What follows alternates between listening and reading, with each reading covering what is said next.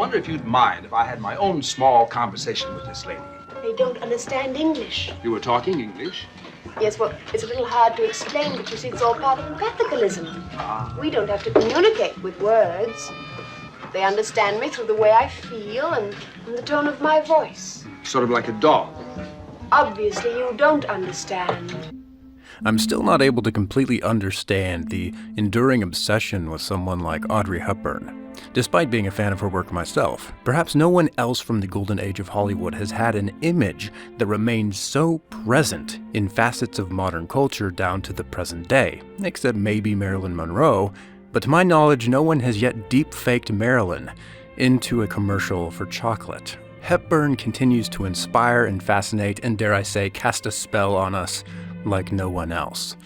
There is something transcendent evoked in her style, something compelling in her movement, a light beyond physical beauty in her expression, and in her acting, she had an ability to evoke a kind of spirit in performance that can literally rejuvenate your existence when you allow yourself to be lost in it. If I had to venture a guess, I think I'd say that Hepburn's enduring legacy comes down to one word: grace. Grace, according to the German philosopher Friedrich Schiller, is beauty in motion. According to Schiller, there's a difference between the kind of beauty that doesn't move and the kind that does. Beauty that is immobile, which isn't subject to immediate change, is what he called architectonic beauty, a word that evokes images of architecture. A cathedral might be beautiful, but it cannot be graceful in Schiller's definition, because grace is the beauty of movement, and buildings do not move. At least, they're not intended to. That is not their telos. And this also applies to a certain degree to the human body. Architectonic beauty is what we might call our natural beauty. The parts of the face that we cannot immediately move are what determine this beauty. The size, proportion, and position of the eyes, the nose, the forehead, the cheekbones. These are things that we can't move by an action of the will. But though we can't immediately change the size or positions of our facial features, there are many ways we can move these facial features in their positions. And the way that we move them is what determines their grace. We can't move our eyes a centimeter closer together to make the face more naturally beautiful, but we can determine how those eyes move, whether we lift our eyelids ever so slightly instead of having them bug out, whether we relax our faces instead of furrowing our brows. It's these incredibly subtle changes in movement that determine the light of grace, even in faces that aren't naturally beautiful. Schiller writes, "Grace is desired both in language and in song. It is asked for in the play of the eyes and of the mouth, in the movements of the hands and the arms, whenever these movements are free and voluntary. It is required in the walk, in the bearing and attitude, in a word, in all exterior demonstrations of man, so far as they depend on his will." This emphasis on movement might seem somewhat strange to us, as it is largely absent from our culture.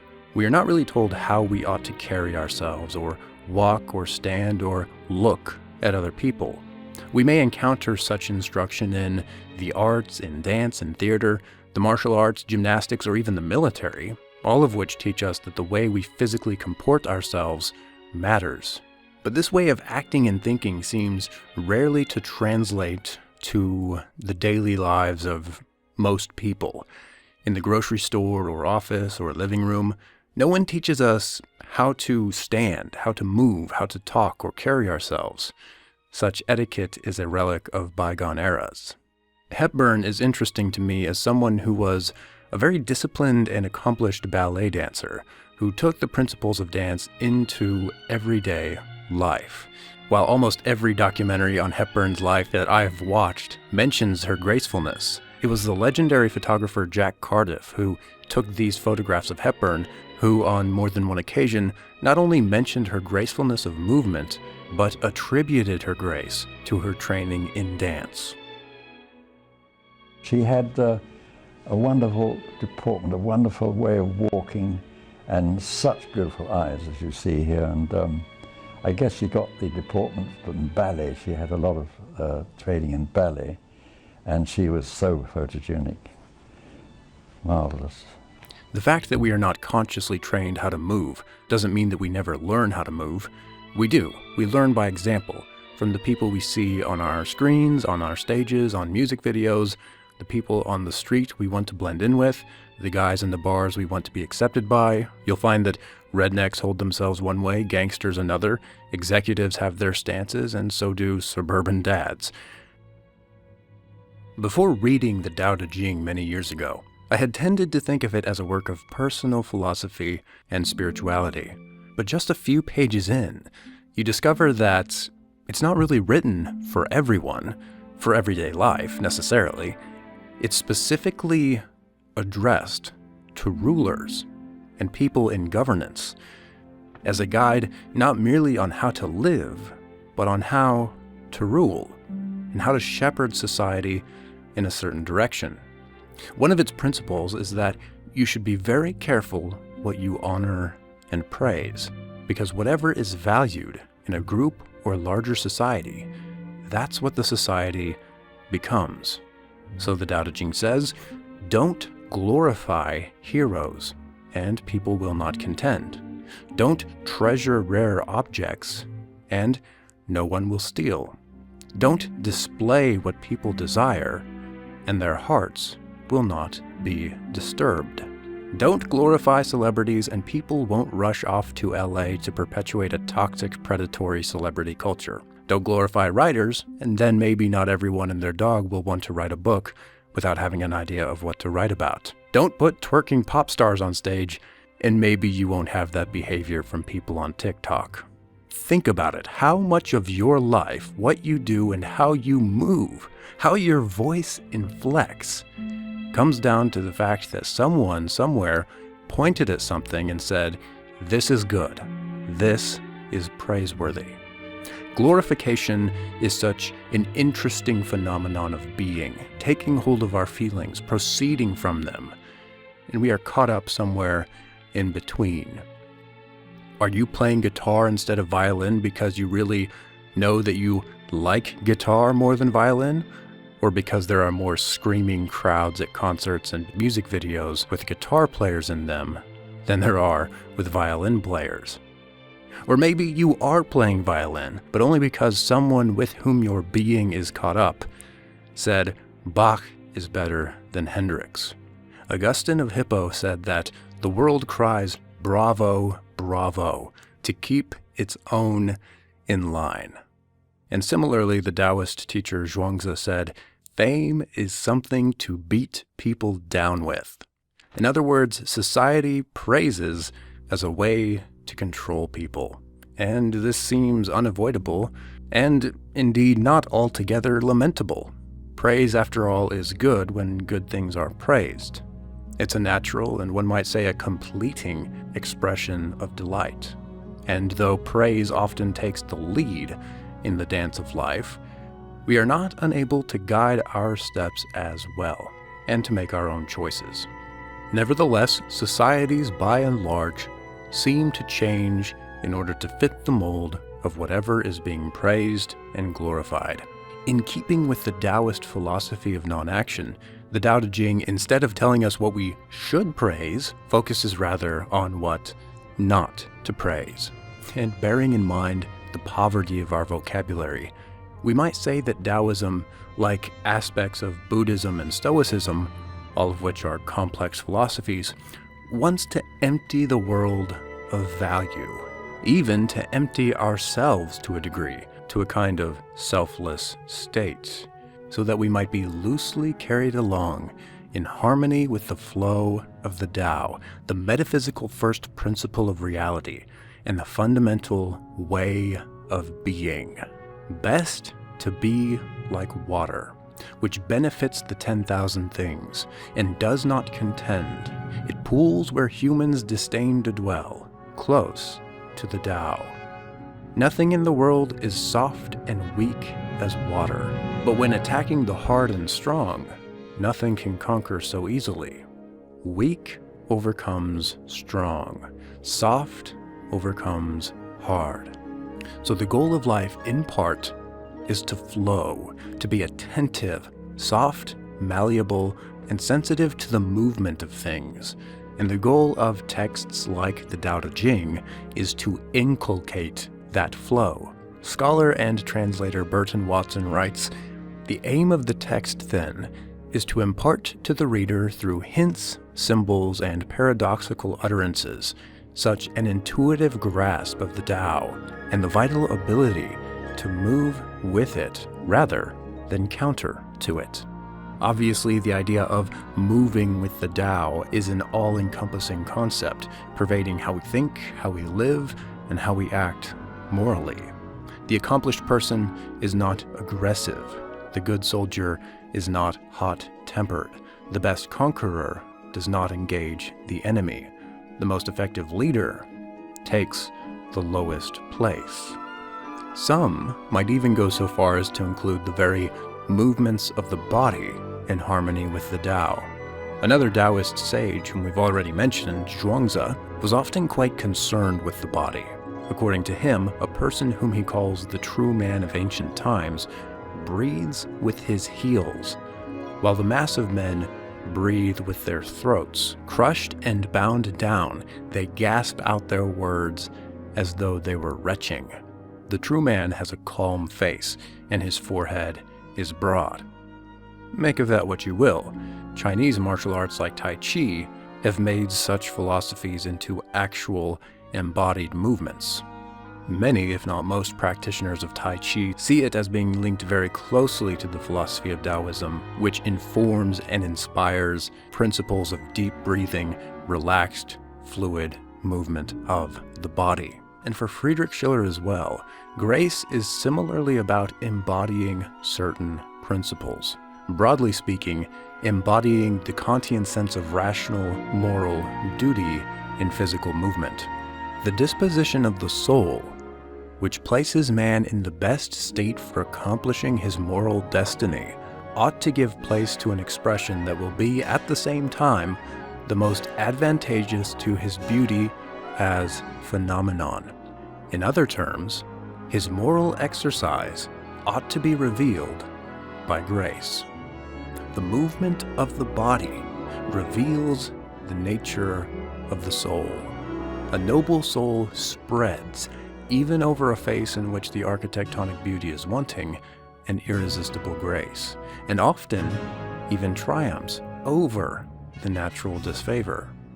All the movements which proceed from a noble soul are easy, sweet, and yet animated. The eye beams with serenity, as with liberty, and with the brightness of sentiment. Gentleness of heart would naturally give to the mouth a grace that no affection, no art could attain. You trace there no effort in the varied play of the physiognomy, no constraint in the voluntary movements.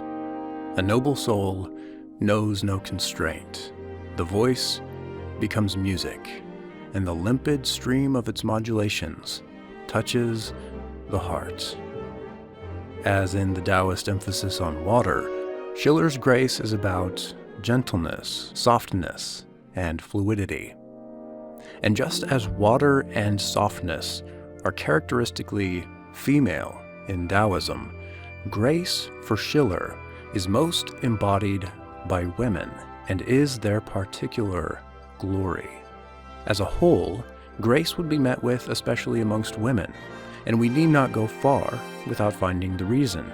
For grace, we require the union of bodily structure as well as that of character. The body, by its suppleness, by its promptitude to receive impressions and to bring them into action. The character, by the moral harmony of the sentiments. Upon these 2 points, nature has been more favorable to the woman than to man. The more delicate structure of the woman receives more rapidly each impression and allows it to escape as rapidly. Woman has the more tender nerves. It is a reed which bends under the gentlest breath of passion. The soul glides in soft and amiable ripples upon her expressive face, which soon regains the calm and smooth surface of the mirror. Now, this is not to say that men should not be graceful as well. Henry David Thoreau mentions a woodsman who would visit him at Walden Pond, describing the man as cast in the coarsest mold, a stout but sluggish body, yet gracefully carried, with a thick sunburnt neck, dark bushy hair, and dull, sleepy blue eyes which were occasionally lit up with expression. Masculinity can have its own grace, and at the right times and in the right places, masculinity should be graceful. One thinks of depictions of ancient orators with outstretched arms, or kings sitting loosely on a throne, lions lazing in a field, Japanese swordsmen, and Chinese martial artists. Be formless, shapeless, like water. Now you put water into a cup, it becomes the cup. You put water into a bottle, it becomes the bottle. You put it in a teapot, it becomes the teapot. Now water can flow, or it can crash. Be water, my friend. There is a genuine kind of strength in gracefulness, which is especially important for both men and women to remember. Real weakness is either flaccid, lacking animation, or brittle, lacking resistance. Strength, which is only tough and hard, is immobile. In order to move and to be alive and to have force, strength requires softness and elasticity. In order to absorb, receive, and redirect, strength requires suppleness. Aristotle, you may remember, pictures the great-souled person as being relaxed, having a deeper voice and a slower movement, being largely indifferent to the stimuli of the world, which they unfeelingly absorb. The great-souled person, whether man or woman, is soft without being weak and hard without being unmovable. And just as Aristotle's great-souled person exists in the midst of this ideal balance, and just as Taoism accounts for a still point in the moving stream, a motionless point at the center of a turning wheel, Schiller stresses the need for a firm structuring of the movement of grace within the framework which he calls dignity.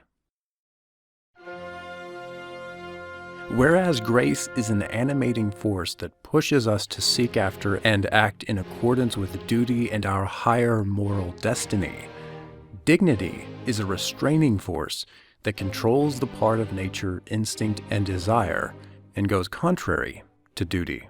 The rule over the instincts by moral force is the emancipation of mind, and the expression by which this independence presents itself to the eyes in the world of phenomena is what is called dignity.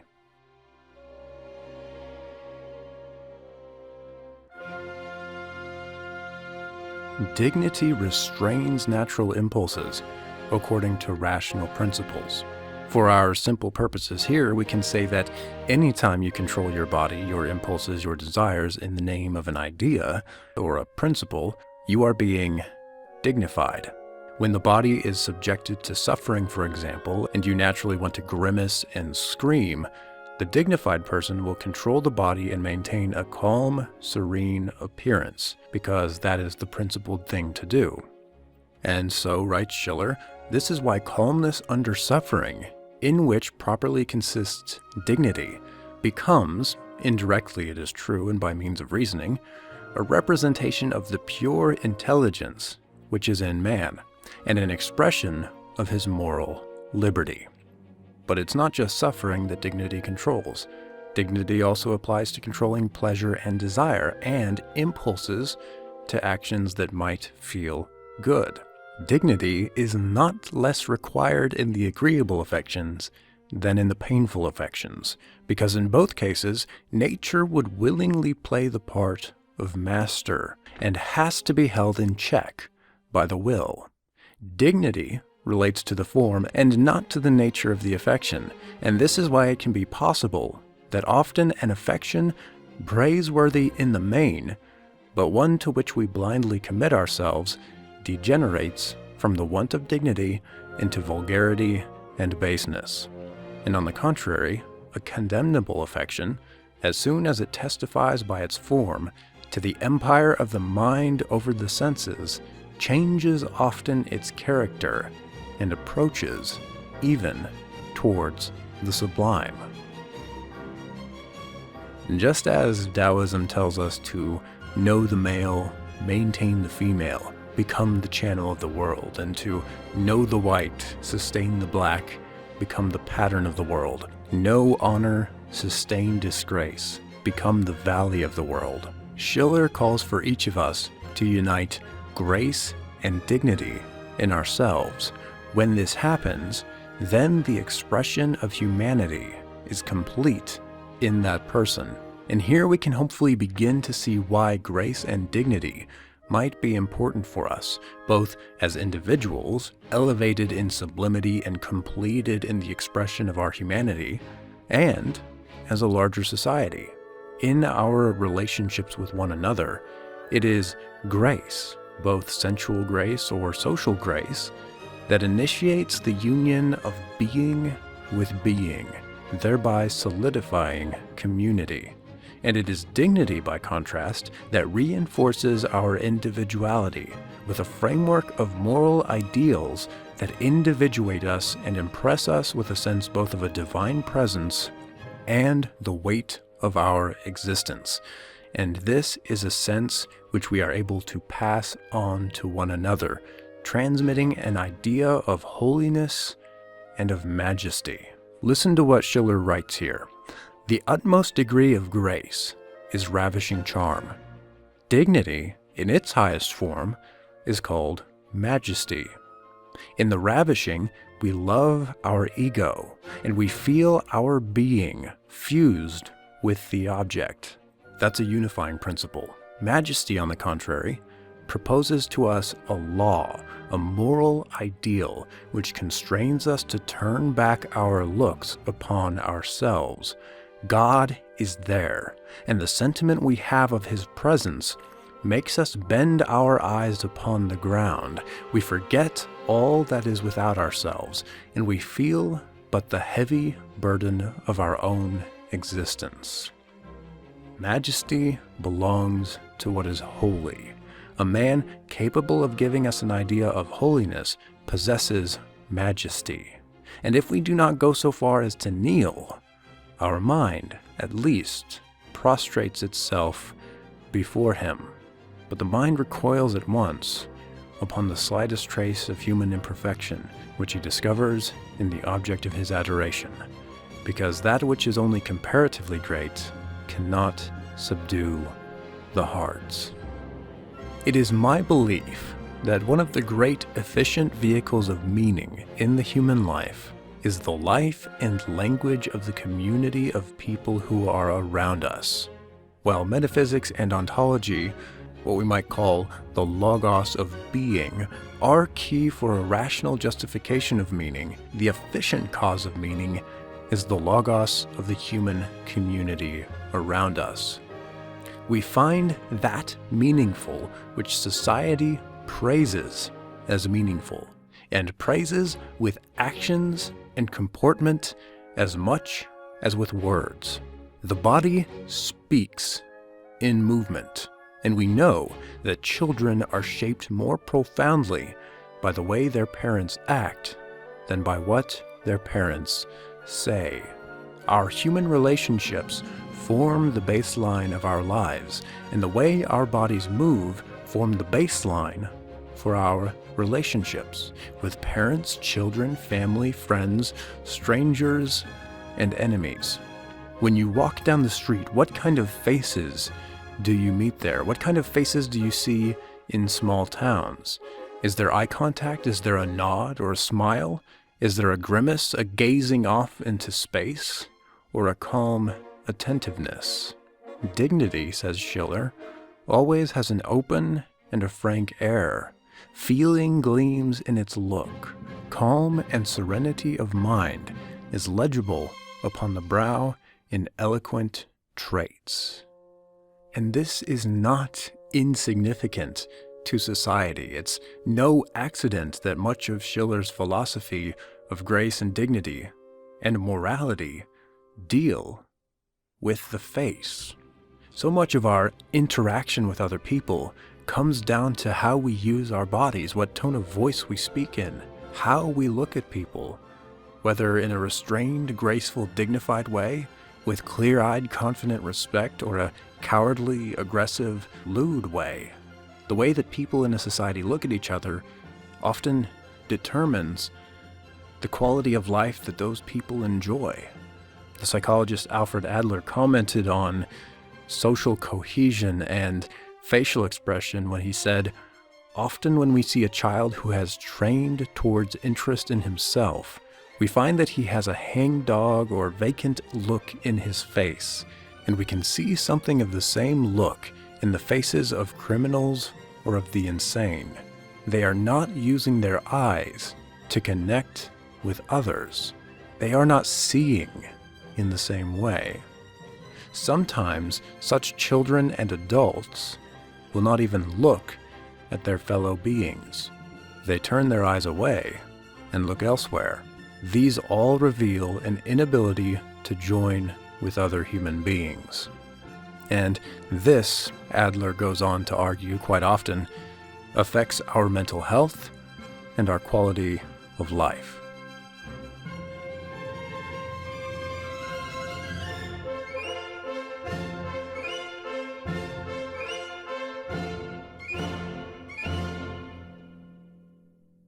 The reasons for the decline of social grace and dignity over the 20th century are manifold and too complex to begin discussing here.